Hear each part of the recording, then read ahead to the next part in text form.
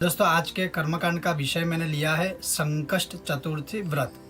मित्रों, संकट चतुर्थी का व्रत कैसे करना चाहिए, संकट चतुर्थी अगर आप करते हो तो उस दिन आपको कौन से नियमों का पालन करना चाहिए, और साथ ही चंद्र उदय हो जाने के बाद जब हम भगवान गणेश को अर्घ्य देते हैं तो उस समय कौन सा मंत्र बोलना चाहिए, तिथि यानी चतुर्थी तिथि को भी अर्घ्य देना चाहिए तो वो कौन सा मंत्र बोलना चाहिए, और भगवान चंद्र को आकाश में जब चंद्र उदय होने के बाद हम चंद्र के दर्शन करते हैं तो चंद्र को दर्शन चंद्र का दर्शन करते समय कौन सा मंत्र बोलना चाहिए, अर्घ्य कैसे देना चाहिए, वो आज मैं आपको संपूर्णतः बताऊंगा।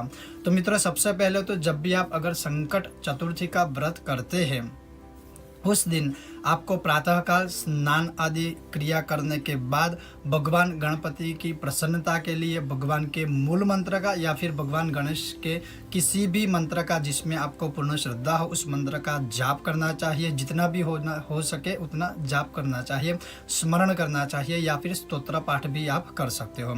तदंतर जब शाम का समय होता है यानी जब चंद्र उदय का समय नज़दीक होता है या फिर चंद्र उदय होने के 1 घंटे पहले आप भगवान गणेश की प्रतिमा की पूजा करें।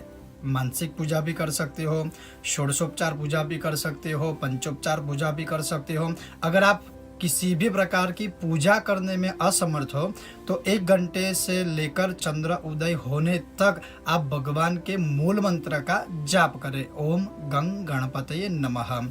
ये सब करने के बाद भगवान को नैवेद्य अर्पण करें। नैवेद्य आप कुछ भी अर्पण कर सकते हैं, लेकिन भगवान गणपति का जो प्रिय नैवेद्य है वो है लड्डू, तो भगवान को लड्डू समर्पण करें, भगवान को नैवेद्य अर्पण करने के बाद जब चंद्र उदय होता है तो चंद्र उदय हो जाने के बाद जो शास्त्रों में लिखा है अर्घ्य विधि, भगवान गणपति को अर्घ्य देना चाहिए।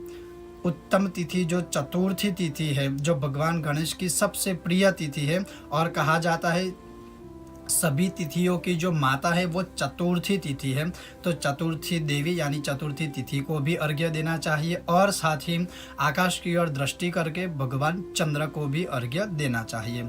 तो सबसे पहले अर्घ्य कैसे देना चाहिए वह आप देखिए और सुनिए, और कौन सा मंत्र बोलना चाहिए। तो सबसे पहले भगवान गणपति को अर्घ्य देना है।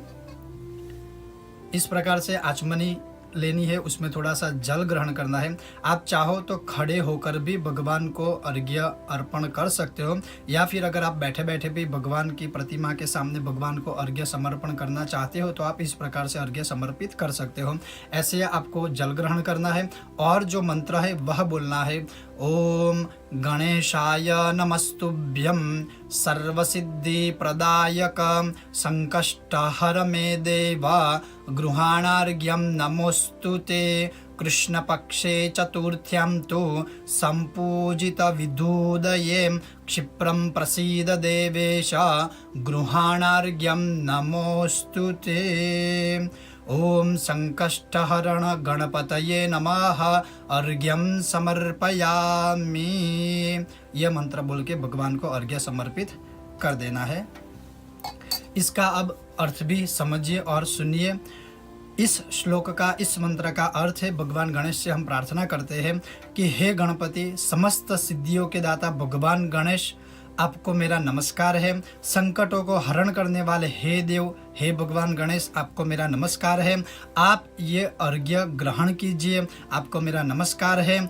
कृष्ण पक्ष की चतुर्थी को चंद्र उदय होने पर पूजित हे देवेश गणपति, आप यह अर्घ्य स्वीकार करें, आपको मेरा नमस्कार है। संकष्ट हरण गणपतये नमः यानी संकट हरण करने वाले हे प्रभु विनायक, आपको मेरा नमस्कार है।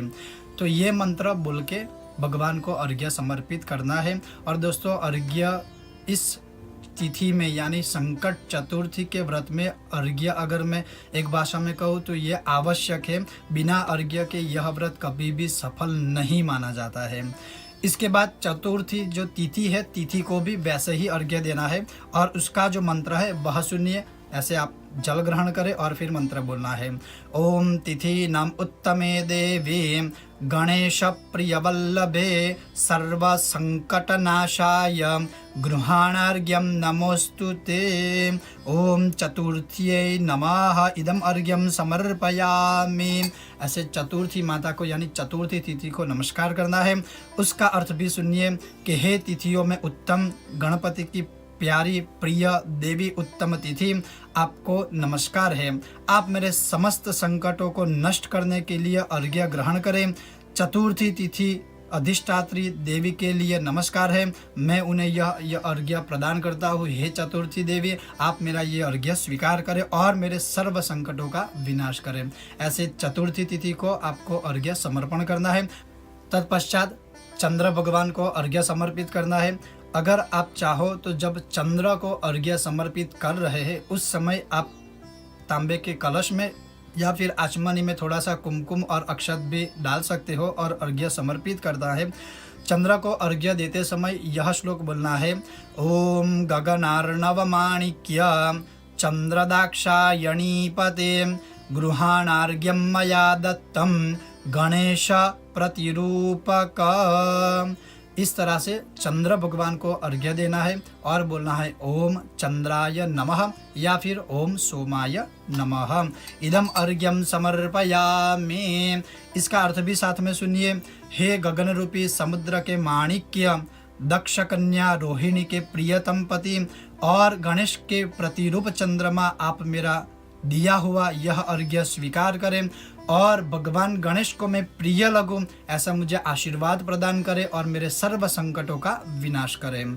तो दोस्तों, इस प्रकार से भगवान गणपति को, चतुर्थी तिथि को और भगवान चंद्र को चंद्र उदय होने के समय अर्घ्य देना चाहिए या फिर चंद्र उदय हो जाने के बाद आप यह अर्घ्य दे सकते हो। और जैसे मैंने कहा कि बिना अर्घ्य दिए भगवान का यह व्रत कभी भी सफल नहीं माना जाता है। तो इस प्रकार से चंद्र उदय हो जाने के बाद यानी संकट चतुर्थी के दिन चंद्र देवता के दर्शन करते समय तीनों भगवान को, गणपति, चतुर्थी देवी और भगवान चंद्र नारायण को अर्घ्य दें। तो मित्रों, ये था हमारा आज का विषय। अगर आपको मेरा ये वीडियो पसंद आया है तो बिना भूले मेरे वीडियो को लाइक करें, ज़्यादा से ज़्यादा शेयर करें ताकि इतनी यूजफुल इन्फॉर्मेशन सबको प्राप्त हो सके।